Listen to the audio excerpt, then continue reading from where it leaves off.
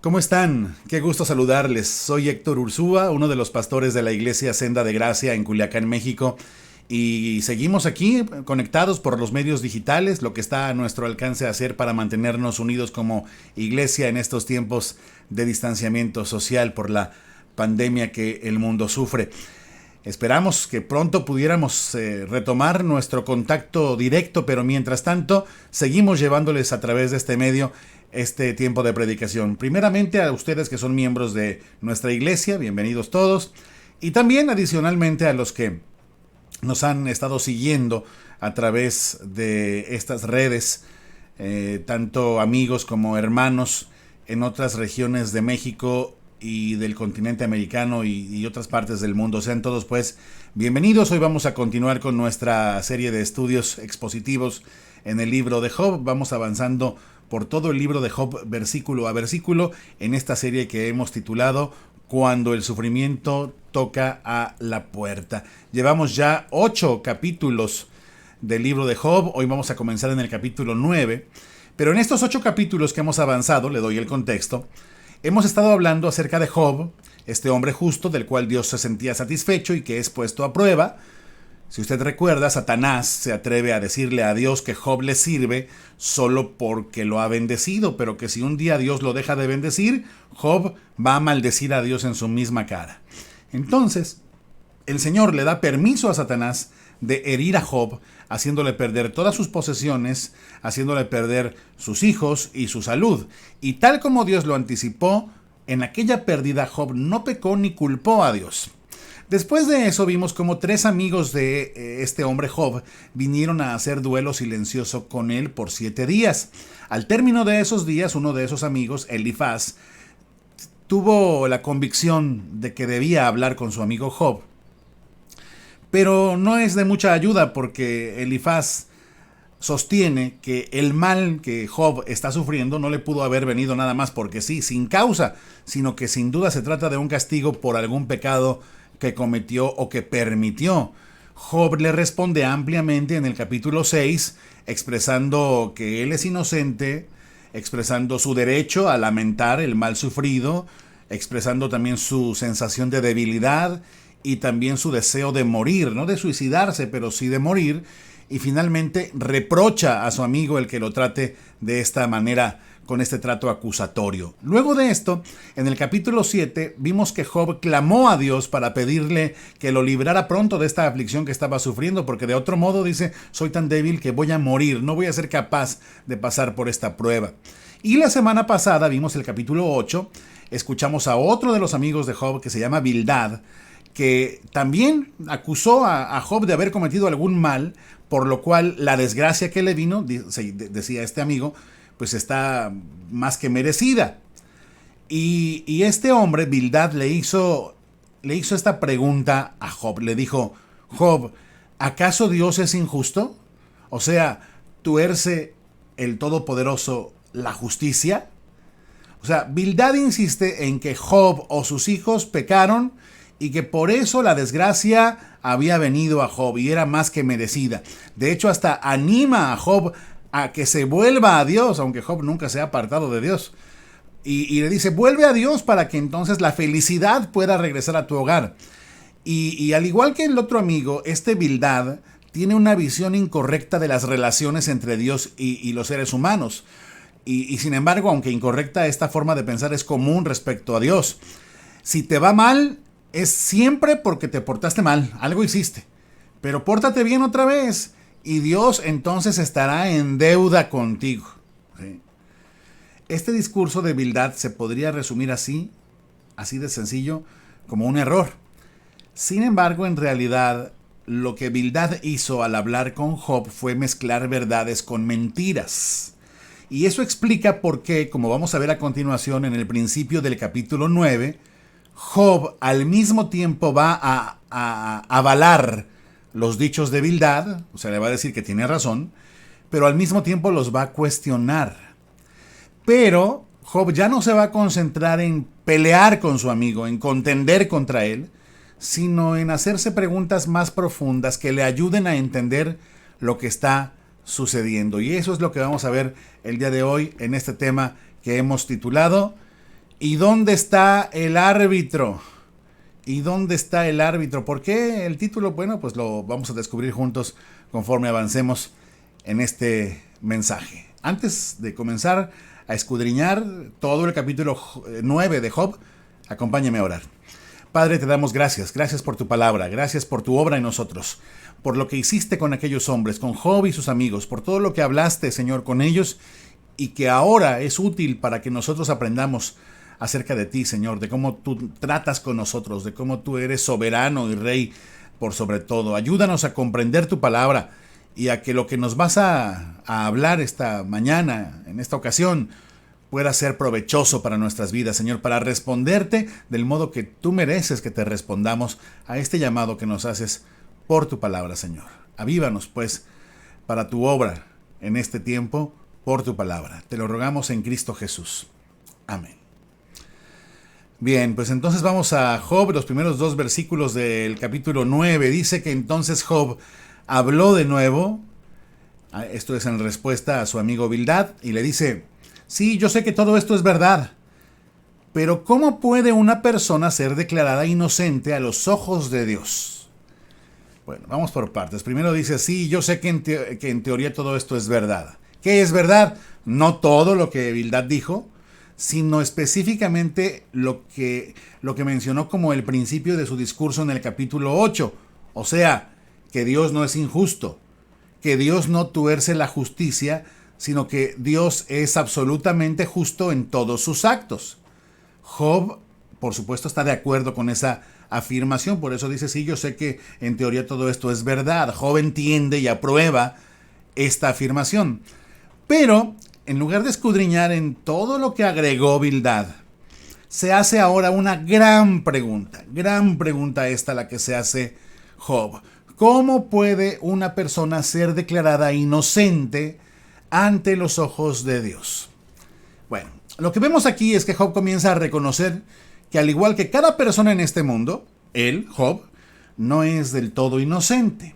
O sea, Job no puede ver exactamente qué fue lo que hizo para merecer esta calamidad, como insisten sus amigos, pero reconoce su imperfección. Algo así como Job diciéndose a sí mismo: a ver, si esta desgracia me vino como castigo por algún mal que hice o por algún mal que yo permití, ok, ¿qué hago ahora? ¿Cómo podré librarme del castigo por este aparente crimen cometido cuando esto ya fue dictaminado? O sea, yo ya pasé por el banquillo del acusado y quizá fui hallado culpable. ¿A qué arreglo se puede llegar, pues, con la ley cuando uno ya se pasó el semáforo en rojo y ya atropelló a varios? ¿Qué se puede hacer ahora? Miren qué importante es esta pregunta de Job. Él está consciente de su necesidad de arreglar este asunto. Y esta es una pregunta que Job le hace en primera instancia a Bildad: ¿cómo puede una persona ser declarada inocente ante los ojos de Dios? ¿Cuál fue la respuesta de Bildad? Bueno, tal vez no le sorprenda, pero según este texto, según este relato, Bildad no le respondió nada. O sea, no supo qué decir, se quedó callado. Y esto tiene que ver con que Bildad evidentemente no tenía una respuesta para una pregunta así. Porque esta pregunta es una pregunta que siempre va a causarle problemas a aquellas personas que sostienen, como él, que la prosperidad y el bienestar son un indicador de que un hombre es justo, y que por su parte la calamidad y la desgracia indican que un hombre es injusto. Para quienes piensan así, todo se resume a ese sistema de aparente justicia. Bueno, pero ¿quién puede ser declarado justo? Vamos a empezar por ahí. ¿Qué dicen las Escrituras al respecto para nosotros que ya tenemos la revelación completa, la revelación del Antiguo y del Nuevo Testamento?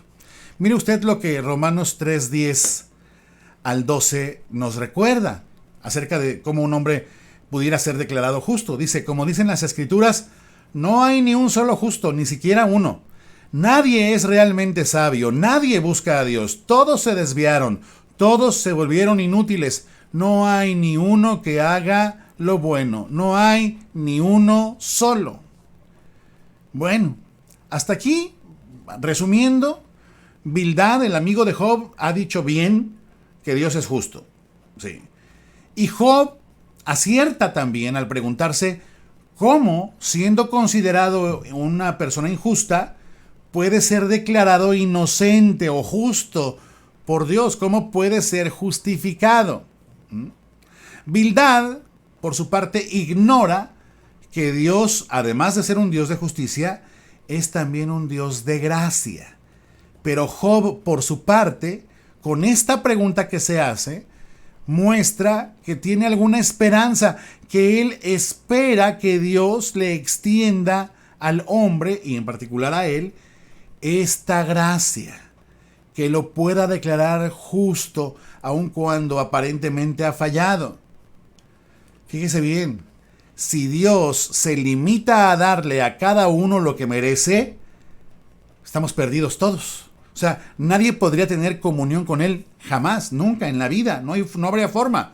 Si Dios solo se limitara a hacer justicia así, pura y llanamente, darle a cada uno su merecido. Nadie recibiría nunca ninguna clase de bien, porque todos hemos fallado, todos somos culpables ante Dios, todos somos pecadores y por tanto merecedores de castigo. La paga del pecado es muerte, y eso es así desde Edén, cuando Dios advirtió esto a Adán y a su mujer: el día que pecaren y que comieren de ese árbol, ciertamente morirán. La paga del pecado es inevitablemente la muerte. Entonces, ante este panorama tan desolador, vuelve aquí la importancia de la pregunta de Job: ¿cómo puede un culpable ser declarado justo ante Dios? ¿Qué podemos responder a esto? Bueno, pues vamos a Romanos 3:23 al 25. La versión Nueva Traducción Viviente lo pone en palabras tan sencillas que vale la pena leerlas. Mire lo que dice aquí. Dice: como todos hemos pecado, nadie puede alcanzar la meta gloriosa establecida por Dios. Nadie. Sin embargo, con una bondad que no merecemos, Dios nos declara justos por medio de Cristo Jesús, quien nos liberó del castigo de nuestros pecados. Pues Dios ofreció a Jesús como el sacrificio por el pecado.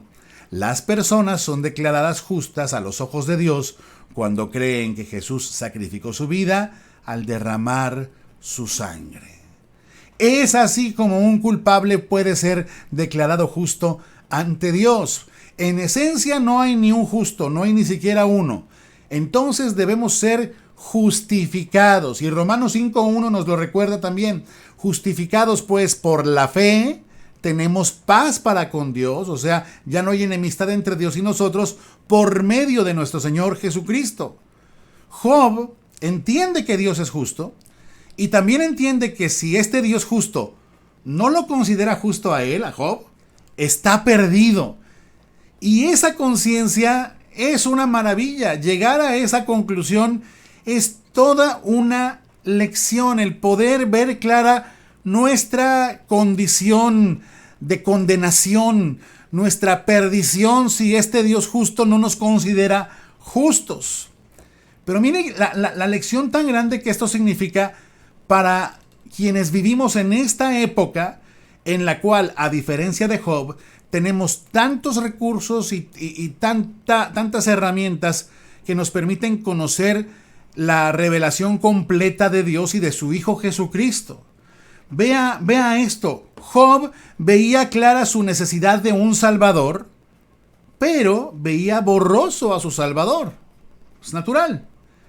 En cambio, hoy la mayoría podría ver de manera clara al Salvador, pero ahora parece ser que lo que este mundo tiene borroso es su necesidad de un Salvador. Eso no lo tenemos tan claro. Y es una verdadera desgracia, una calamidad que por esta época en que se puede conocer a Jesucristo como el Salvador del mundo, ahora lo que no tengamos tan claro sea nuestra necesidad de un Salvador.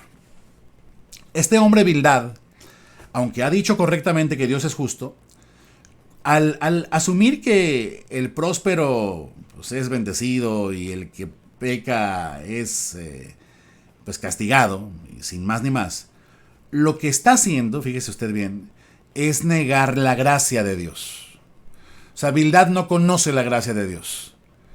Y si Bildad no conoce y niega la gracia de Dios, con esto también está negando la justificación por la cual le ha preguntado su amigo Job.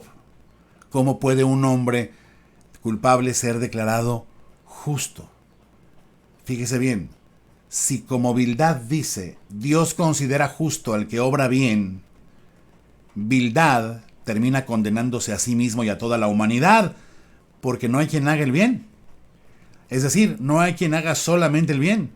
Y si justo solamente es aquel que es bueno, pues entonces entendemos lo que dice Romanos 3:10, que no hay ni uno bueno, que no hay ningún justo, ni siquiera uno. ¿Sí? Fíjese cómo Bildad tiene certezas, pero tiene certezas equivocadas. Y en cambio Job tiene dudas, tiene preguntas, pero son preguntas provechosas. Y en este ejemplo de Bildad y Job, vemos que cuando se trata de nuestro entendimiento acerca de Dios, la verdad, es mejor tener buenas dudas que tener malas certezas. Las buenas dudas nos conducen a la verdad.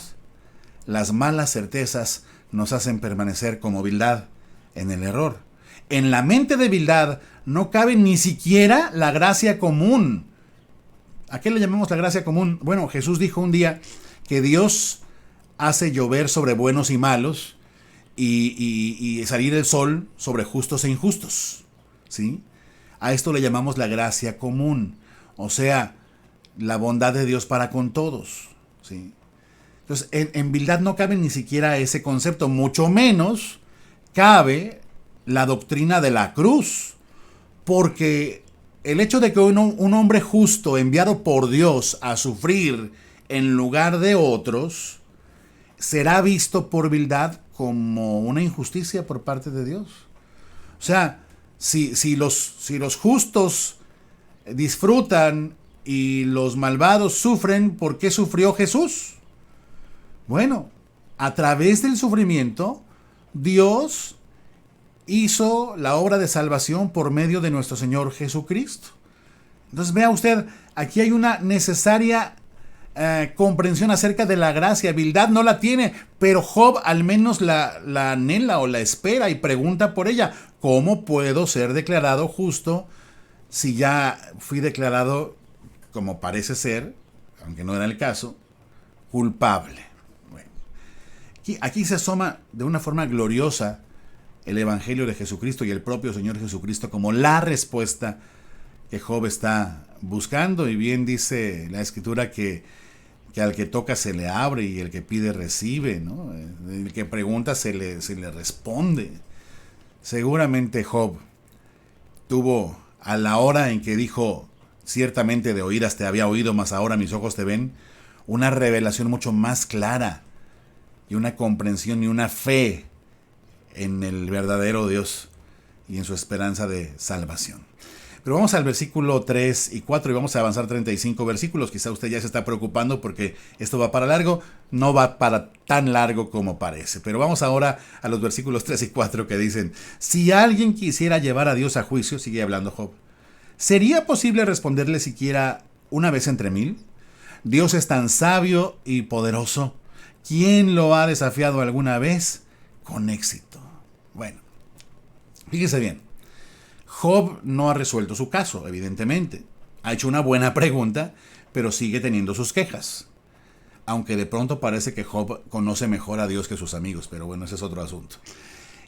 Job quiere presentar su caso a Dios, pero ahora se pregunta, ¿cómo alguien podría llevar a Dios a juicio? ¿No? Eso sería imposible. ¿Quién le pudiera responder a Dios a la hora que Dios se presente? Si es que se presenta, ¿verdad? Si alguien lo puede llevar a juicio, ¿quién le podrá responder cosa alguna a Dios? ¿Cómo se le puede desafiar de esa manera? Bueno, aunque le sorprenda, resulta que ya hay gente que se ha atrevido a intentar llevar a Dios a juicio.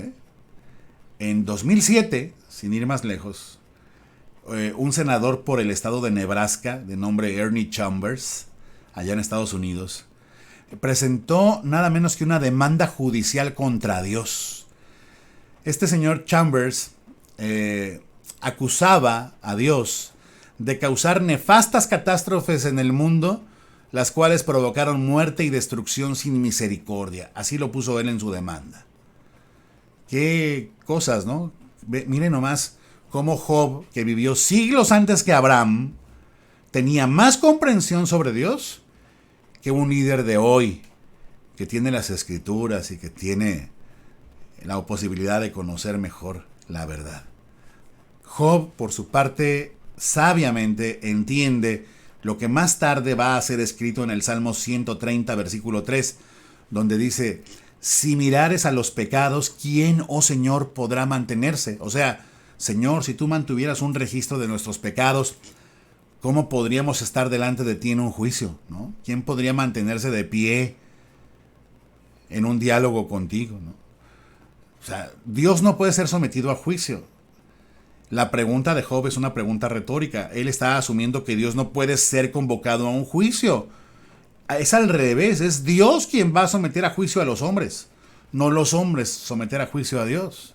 Si alguien pudiera someter a Dios a juicio, como Job dice aquí, sería arrasado por la sabiduría y el poder de sus palabras. Ese desafío derivaría, sin duda, en una derrota inmediata, en un knockout instantáneo. En pocas palabras, no quieres llevar a juicio a Dios. No es algo que quieras, de verdad. De hecho, fíjate, Job termina este libro, o al menos la parte en la que él se expresa en este libro, haciendo muchísimas preguntas Dios a Job. O sea, Dios le hace no sé cuántas, son cientos quizá de preguntas a Job. ¿Y sabe a cuántas preguntas de esas Job responde? Pues como dice él mismo, no puede responder ni siquiera a una entre 1000. No puede. Simplemente debe guardar silencio. ¿Por qué? Porque Dios es justo y soberano. Es a lo que va ahora del versículo 5 al 13. Escuche lo que dice Job. Hablando de Dios, dice: Él mueve las montañas sin dar aviso, en su enojo las voltea. Él sacude la tierra de su lugar y tiemblan sus cimientos. Si Él lo ordena, el sol no saldrá, ni brillarán las estrellas. Él solo extendió los cielos y marcha sobre las olas del mar. Él hizo todas las estrellas, la Osa y el Orión, las Pléyades y las constelaciones del cielo del sur. Él hace grandezas demasiado maravillosas para comprenderlas y realiza milagros incontables. Sin embargo, cuando Él se acerca no puedo verlo. Cuando se mueve no lo veo pasar. Si arrebata la vida de alguien, ¿quién podrá detenerlo? ¿Quién se atreve a preguntarle: ¿qué haces? Dios no contiene su enojo. Aún los monstruos del mar son aplastados bajo sus pies. Mire usted, aquí de una manera muy poética, Job comienza nada menos que con un elogio del poder y la soberanía de Dios. Job ve en todo esto que no tiene posibilidad alguna ante Dios, porque Dios es soberano por sobre la creación. Y entonces habla de todo esto, de mover montañas y voltearlas. O sea que Dios es el que mantiene o mueve a la tierra de su posición en el universo, el que hace temblar la tierra cuando Él quiere. Job se refiere a su gobierno sobre los cielos, sobre las estrellas, los mares y sobre las poderosas criaturas marinas. Todo esto es siempre una afirmación muy adecuada acerca de la grandeza y del poderío incomparable que Dios tiene. Job entonces reconoce así a Dios y lo reconoce como hacedor de milagros y como alguien el cual, por cerca que esté, no se le puede ver. ¿Se acuerda que en Juan 1:8 dice que a Dios nadie lo ha visto? Pero el unigénito Hijo del Padre lo ha dado a conocer, el que está en el seno del Padre, dice, o sea, Jesucristo. O sea, esto necesariamente sigue apuntando, como toda la Biblia, por supuesto, a Cristo. Pero esta poética descripción del poder y la soberanía de Dios tiene una consecuencia natural para Job. O sea, él no puede detener a Dios. No hay nadie que se le pueda oponer. Si un monstruo marino símbolo de las poderosas y caóticas fuerzas del mal para aquella cultura, no puede resistir la ira de Dios, ¿qué esperanza puede tener Job entonces? Y a esto va en el versículo 14. Dice, así que, ¿quién soy yo para intentar responder a Dios o incluso razonar con Él?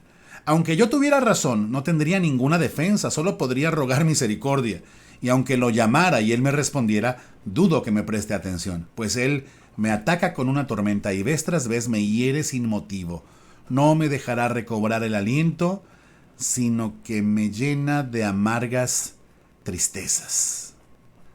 Fíjese lo que dice ahí, aunque yo tuviera razón, ¿no? Aunque yo tuviera razón.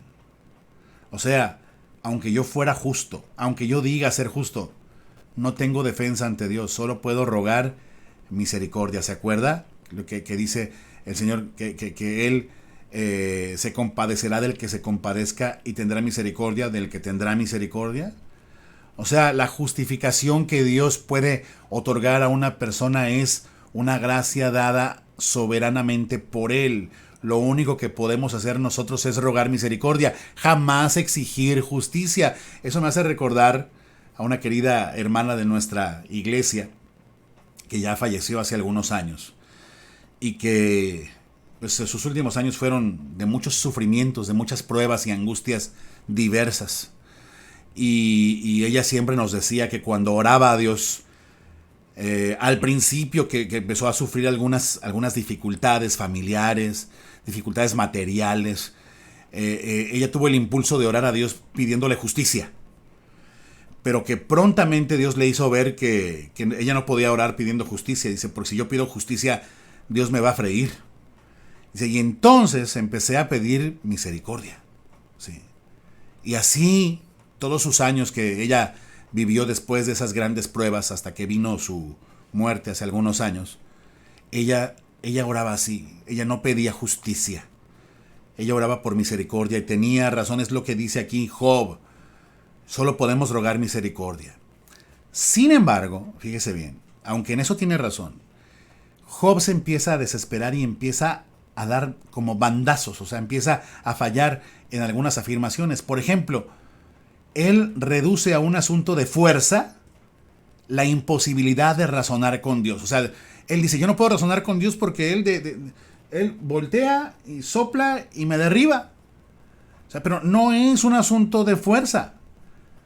¿Sí? Cuando dice que Dios lo ataca con tormentas sucesivas y que lo hiere de balde, o sea, nomás porque sí, y que no lo va, de que Dios, cuando dice que Dios no lo va a dejar ni siquiera recobrar el aliento, sino que lo va a seguir llenando de amargura y de tristeza, está haciendo acusaciones contra Dios motivadas por su desesperación y por su falta de respuestas. Job está entrando aquí nuevamente a expresar su desesperanza. Él está diciendo, ok, Dios es justo, pero pese a mi vida recta, todo indica que Dios está decidido a condenarme. Y de nada sirve decir que soy inocente. Hasta decirlo parece ser un pecado para Dios. Hasta decir que soy justo confirma que soy un malvado. En cierto modo eso es así. Primera de Juan 1:8 dice que si decimos que no tenemos pecado nos engañamos a nosotros mismos, ¿no? Pero bueno, también hay que entender aquí que Job no está afirmando ser perfecto, pero sí está diciendo, bueno, no encuentro algún pecado que tú estés castigándome a través de esta circunstancia. O sea, sé que no soy perfecto, pero sí sé que soy inocente. Y Job lo que dice, pero eso no le importa a Dios. Y si a Dios no le importa, a mí menos. Y entonces es que termina diciendo, y desprecio mi vida. Una forma de decir, ¿para qué sirve ser bueno? ¿Se acuerda usted de aquella canción? Quizás los más grandes se deben acordar solamente de aquella canción que se llamaba La Corriente. Una de sus estrofas decía, ¿para qué sirve ser bueno si se ríen en tu cara?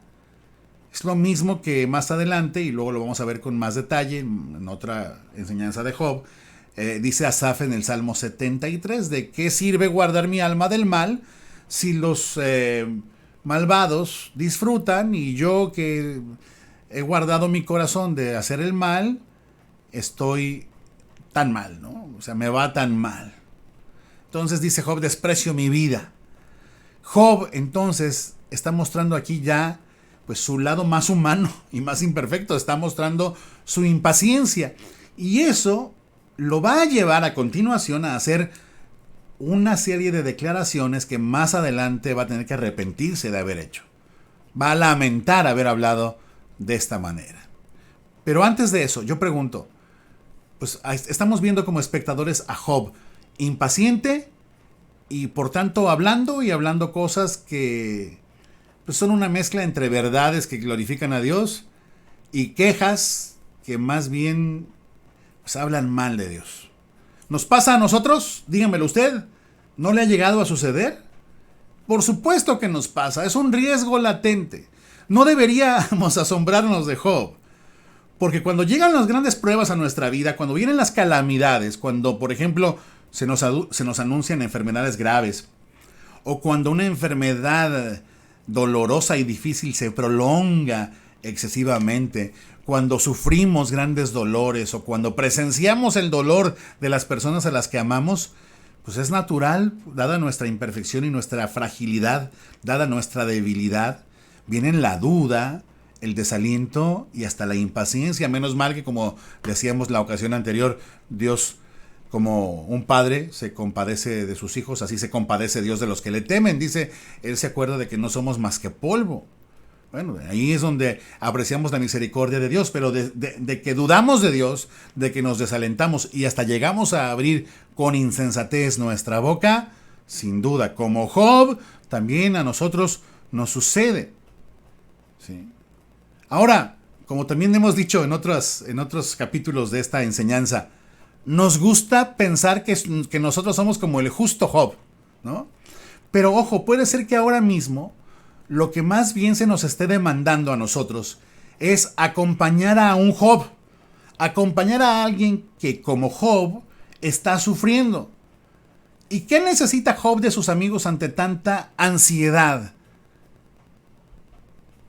Pues no necesita acusaciones, necesita aliento, esperanza y alguien que le pueda mostrar la verdad de Dios en su máximo esplendor. Pregunto, ¿alguien quizás está necesitando de ti y de mí hoy? ¿Y qué estamos haciendo? ¿Para qué nos alcanza? ¿Somos como Bildad, que solamente nos alcanza para traerle acusaciones y condenación?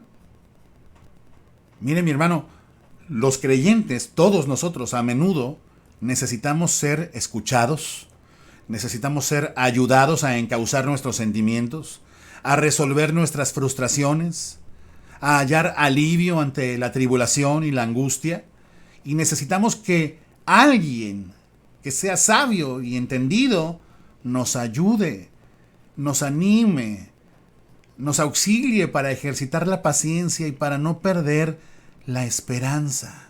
¿Sí? Y bueno, si es así, recordemos lo que la Escritura nos dice en 2 Corintios 1:4, que Dios a nosotros nos consuela, de hecho, en todas nuestras dificultades, para que nosotros podamos consolar a otros. Cuando otros, como Job, pasen por dificultades, dice, podremos ofrecer el mismo consuelo que Dios nos ha dado a nosotros. Y esto es muy importante decirlo ahora, porque dada la devastación en la que se encuentra Job, él está comenzando aquí a dar pasos en falso y a continuación tristemente va a traspasar el límite de la reverencia a Dios y a caminar por sendas de muy poca cordura. Miren lo que dicen estos versículos del 22 al 24. Dice Job, inocente o perverso, para Dios es lo mismo. Por eso digo, Él destruye tanto al intachable como al perverso. Cuando azota la plaga, Él se ríe de la muerte del inocente. Toda la tierra está en manos de los malvados y Dios ciega los ojos de los jueces. Si no es Él, ¿quién lo hace? Entonces, ¿quién? Bueno, en esto en particular, Job está tan equivocado como sus amigos. Sus amigos, recuérdelo, dicen que al bueno le va bien y al malo le va mal. A eso se reduce su teología sobre el trato de Dios. Job, por su parte, dice que al bueno y al malo les va mal. que Dios los destruye por igual. El problema de esa afirmación está en que Job, como nos pasa a todos, no comprende por qué sufre el inocente. ¿Por qué sufre el inocente? Dios es tan justo que no tomará por inocente al culpable, ¿sí? Y también es un hecho que ningún pecado quedará sin castigo. Pero Dios es tan misericordioso que declara justo a todo pecador que se arrepiente y que cree en el Evangelio, ¿sí? Entonces, es un hecho que los malvados que no se arrepienten ciertamente serán destruidos. Pero también es un hecho que todo aquel que se arrepiente podrá ser salvado de la calamidad final, de la condenación eterna, ¿sí? Cuando Job afirma que al bueno y al malo les va igual de mal, o sea, porque Dios los destruye a ambos, se olvida de este Dios que destruirá finalmente a los malvados, o sea, que los malvados no quedarán impunes, y se olvida también de que hay una respuesta pendiente a su pregunta, de que Dios puede declarar inocente al culpable, o sea, que Él lo puede justificar. Mire usted, es un gran alivio pensar que los malvados no arrepentidos finalmente no quedarán impunes, eso habla del Dios justo, pero también es un alivio pensar que todo aquel que invocar el nombre del Señor será salvo. Entonces, el bueno y el malo no tienen el mismo fin de destrucción como Job lo acaba de afirmar, ¿sí? En términos temporales o materiales, ciertamente las calamidades pueden venir sobre justos y sobre injustos. Pero en términos eternos, solo el malvado será destruido. El justo será preservado. Claro, mientras llega ese momento de la justicia final de Dios, es cierto que justos e injustos pueden sufrir el mal, pueden sufrir destrucción. Pero esto es en términos terrenales. Esto es cuando un hombre solamente alcanza a ver lo terrenal y temporal y no lo eterno y duradero, ¿sí?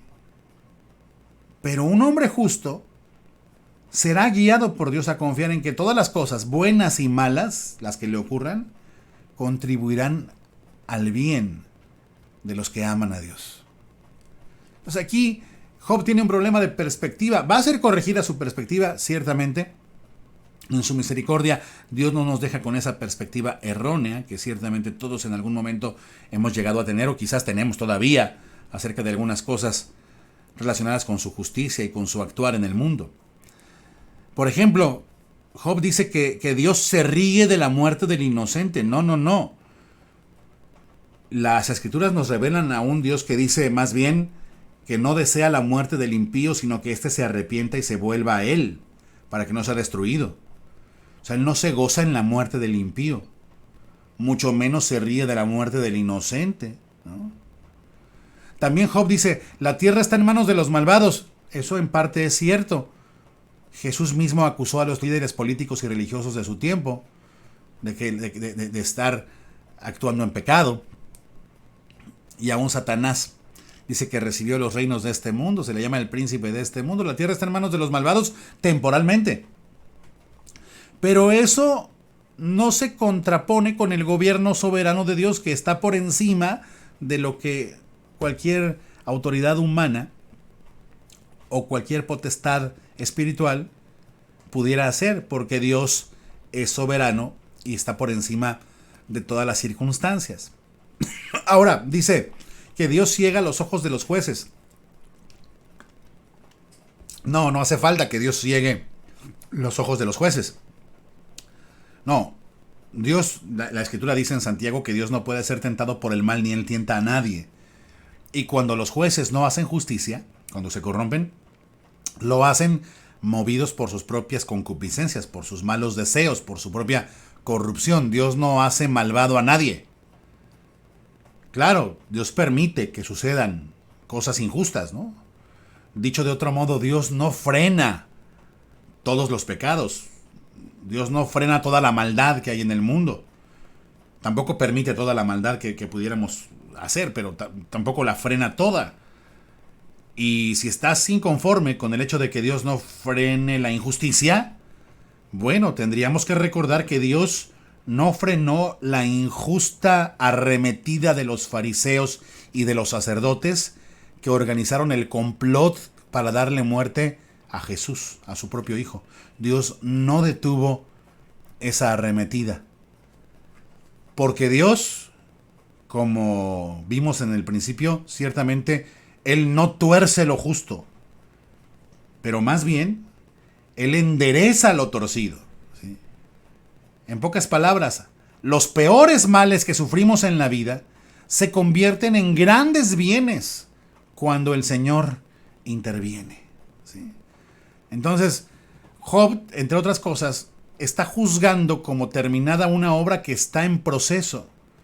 Para él ya todo está perdido, pero el Señor apenas está trabajando, está tratando con el alma de este hombre para perfeccionarlo y darle un beneficio que va a ser muy valioso, muy, muy grande, una vez que pase toda esta prueba, las pruebas que traen su fruto, como la prueba de la fe que produce paciencia, como leíamos hace poco en la carta de Santiago, ¿no? O sea, ¿quiénes despojaron a Job de sus posesiones? Pues unos ladrones, ¿verdad? ¿Quién mató a los hijos de Job? Pues el diablo, ¿verdad? ¿Quién llevó a Jesús a la muerte? Pues los religiosos que lo odiaban. Pero sin saberlo, estos malvados terminan contribuyendo a que Dios cumpla sus mejores planes. O sea, toda esta calamidad que le vino a Job permitió que Job conociera mejor a Dios. Y toda la calamidad que vino contra Jesucristo, el Hijo de Dios, hizo que tú y yo tuviéramos acceso a la salvación que Él ganó en aquella cruz a la que fue injustamente. ¿Te das cuenta? Dios entonces no tuerce lo justo, al contrario. Ve cómo más bien Él endereza lo que ha sido torcido. Y que estos grandes males que sufrimos en la vida, ni lo dudes, todos van a convertirse en grandes bienes. Todos tendrán su provecho porque Dios está inmerso en esta obra. Ahora, también Job se queja y dice, el malo prospera en este mundo. Sí, eso es así, muchas veces es así. Y el justo es afligido en el mundo. Cierto, el justo es afligido en el mundo, mas hay que recordar que Dios no aflige sin provecho, sin ganancia, para su plan y para nosotros los que confiamos en Él. Hay que recordar que además Dios no se goza en la aflicción del que sufre. Pero cuando nuestros ánimos, como los de Job, están encendidos, como ahora, en debates y en descontento, y aparte los amigos le han venido a soplar al carbón encendido para que aquello prenda más, pues entonces somos capaces de decir cosas que no deberíamos. Job más adelante va a ser reprendido por Dios por estas afirmaciones que recién leímos, que son afirmaciones necias. Aunque bueno, vamos a ver cómo Dios también va a perdonar a Job cuando Job entienda la gravedad del error que ha cometido al hablar así. Pero sigue hablando Job. Por lo pronto Job sigue hablando y dice en el 25, mi vida pasa más rápido que un corredor y se va volando sin una pizca de felicidad.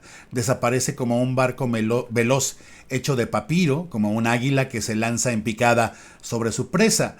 Si decidiera olvidar mis quejas, abandonar mi cara triste y alegrarme, aún así le tendría pavor a todo el dolor porque, oh Dios, sé que no me encontrarás inocente. Pase lo que pase, seré declarado culpable. Entonces, ¿para qué seguir luchando? Incluso aunque me lavara con jabón y limpiara mis manos con lejía, me hundirías en un pozo lleno de lodo y mis propias ropas sucias me odiarían. Bueno, igual, es una expresión de la desesperanza de Job. Y Job dice aquí algo que es muy cierto. Dice, y no es cosa meramente de ponerle buena cara al asunto. No es tan simple como que le digan, pues ya no estés triste, ¿no? Deberías tener optimismo, ¿no? Hasta hay por allí, con todo respeto se ha dicho, ¿no?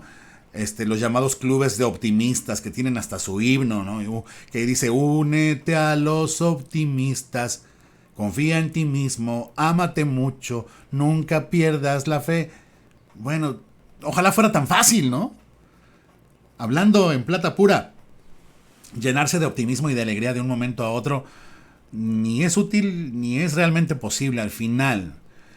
Sobre todo cuando Job tiene encima esta calamidad y además ahora, además no tiene paz, porque ahora pues está esta sombra de duda que le han venido a traer sus amigos de que Dios lo está castigando. O sea, dice, si Dios me está castigando, ¿qué voy a hacer? O sea, ¿cómo me lavo yo a mí mismo? Aquí tiene él un entendimiento bueno, porque dice, ¿cómo podría yo lavarme a mí mismo? No, Dios me tendría que lavar.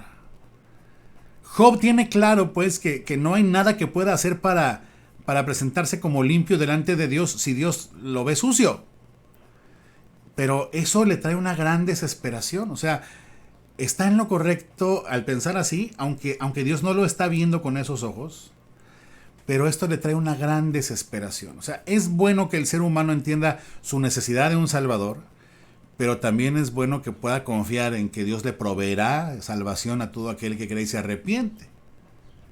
Pero aquí Job pierde la calma, pierde la paciencia y empieza a hablar de esta forma y sigue hablando en el 32 y dice, Dios no es un mortal como yo, por eso no puedo discutir con él ni llevarlo a juicio.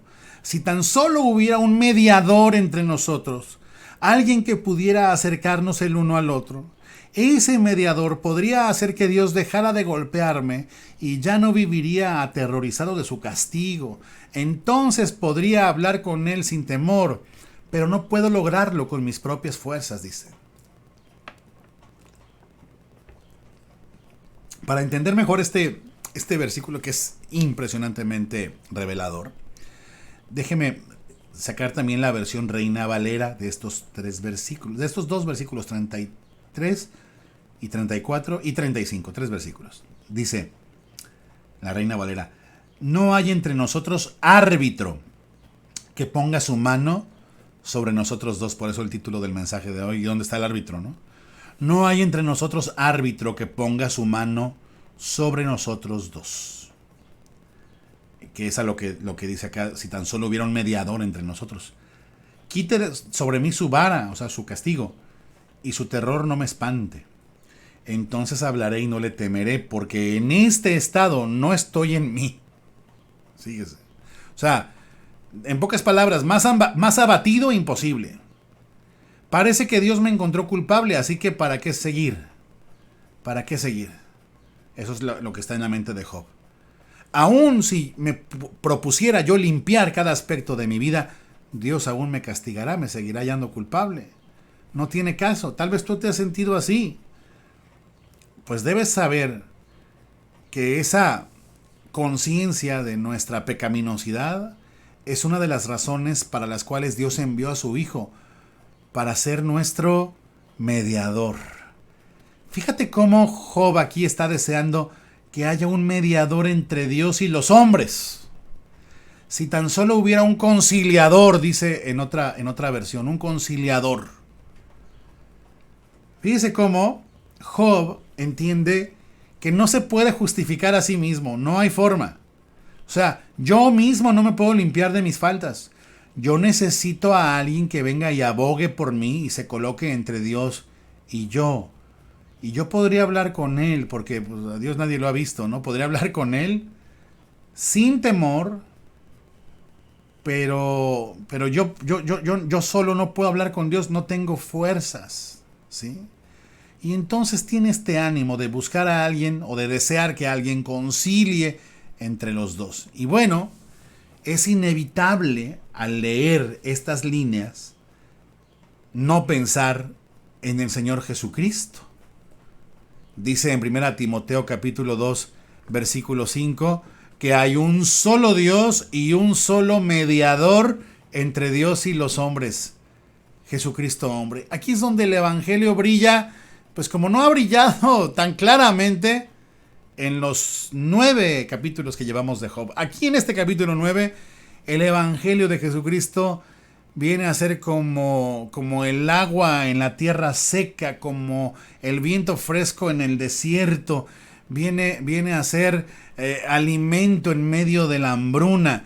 Viene a ser el bálsamo en medio del dolor y la desesperanza. El Evangelio de Jesucristo. Si tan solo hubiera un mediador entre nosotros, alguien que nos pudiera acercar el uno al otro. Mire nada más qué deseo el de Job. Y Job desea, fíjese bien, el deseo de Job habla de un hombre que pueda pararse entre él y Dios. Y 1 Timoteo 2:5 dice que este mediador entre Dios y los hombres es un hombre, pero es Jesucristo, el Hijo de Dios, que es Dios y hombre.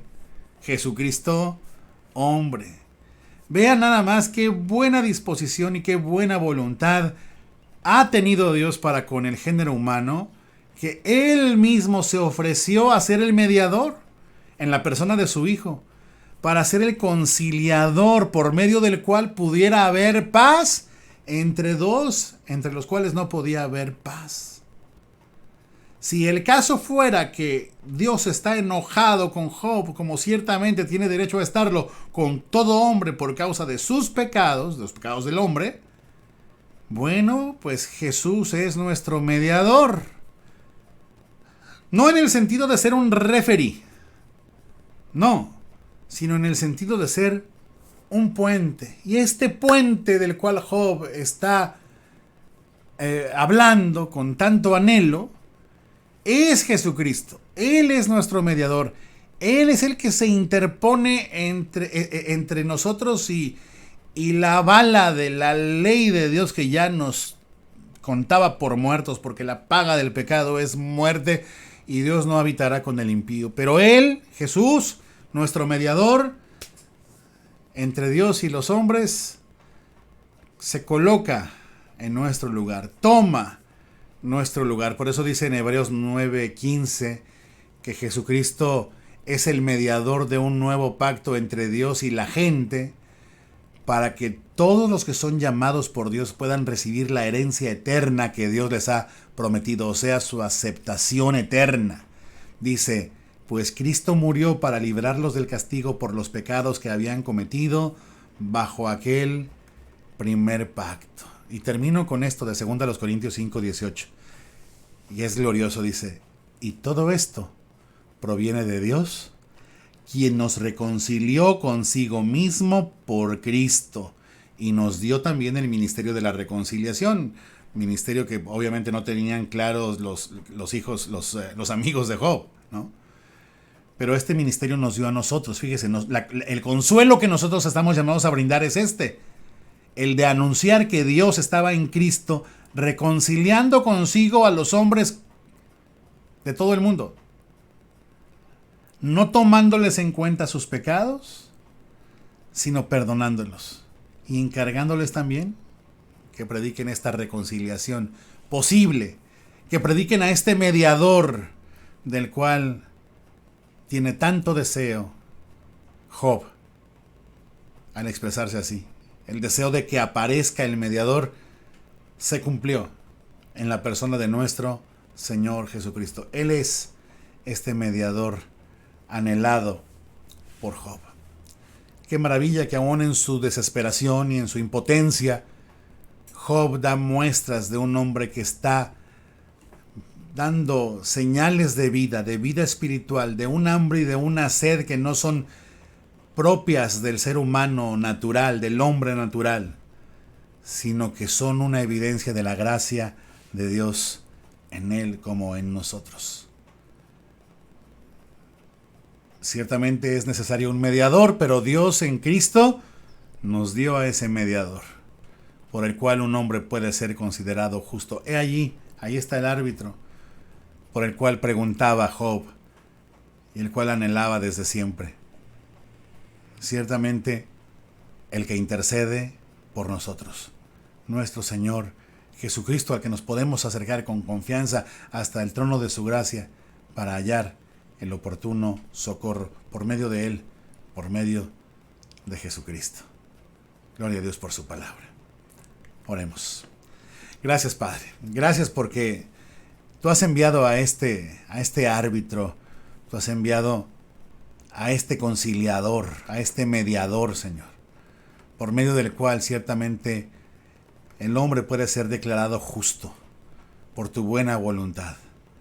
Gracias, Señor, por esta grande provisión que Job vio como de manera lejana y todavía borrosa, como entre nubes, pero que fue manifestado al mundo cuando Jesucristo se hizo hombre y vino e hizo su obra y vivió perfectamente y murió para darnos vida, para justificar al que es de la fe en Cristo Jesús, para declarar justo al que era malvado, para llamar a los justos al arrepentimiento, para llamar a los hombres al arrepentimiento y hacerlos justos en Cristo. Gracias, Padre, por esta tu respuesta, por esta tu provisión. Gracias por Jesucristo. Gracias porque el anhelo de Job, que es una necesidad humana, tú lo has suplido en tu Hijo. Gracias, Padre. Amén. Amén. Muchas gracias, mis amados hermanos. Hasta aquí nuestra enseñanza del día de hoy, la predicación de la palabra. Les esperamos en la próxima, si Dios quiere. Hasta entonces, que Dios les bendiga y que les guarde siempre.